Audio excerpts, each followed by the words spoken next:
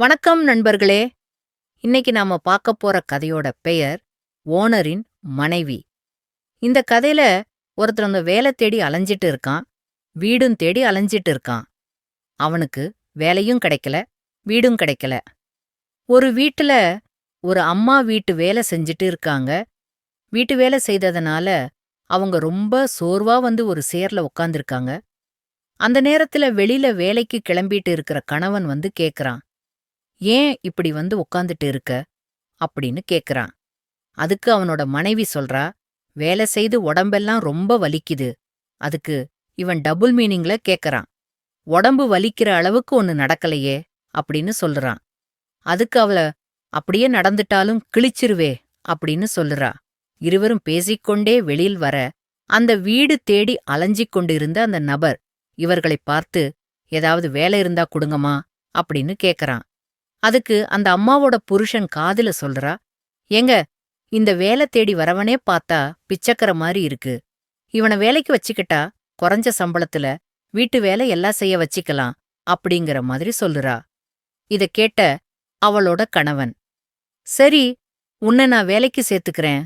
அப்படின்னு சொல்லிட்டு ஓனர் அவனோட வேலைய பார்க்கப் போகிறான். வேலைக்காரன வேலை வாங்குற பொறுப்ப அந்த ஓனரோட மனைவி வந்து எடுத்துக்கொள்றா.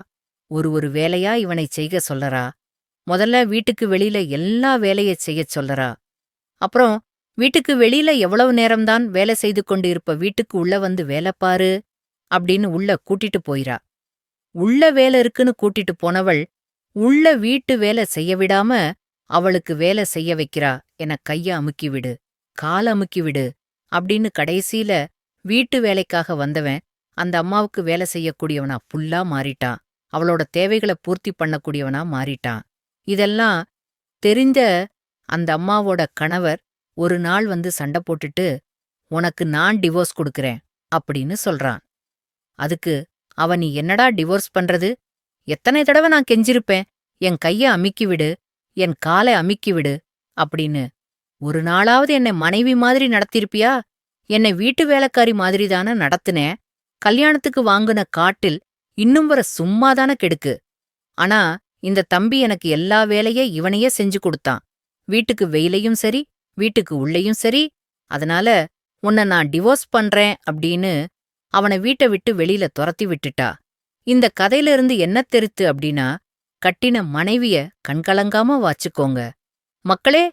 இல்லனா கதையில நடந்தது நாளைக்கு உங்க வீட்டிலையும் நடக்கும். சேனலை மறக்காம சப்ஸ்கிரைப் பண்ணுங்க மக்கா.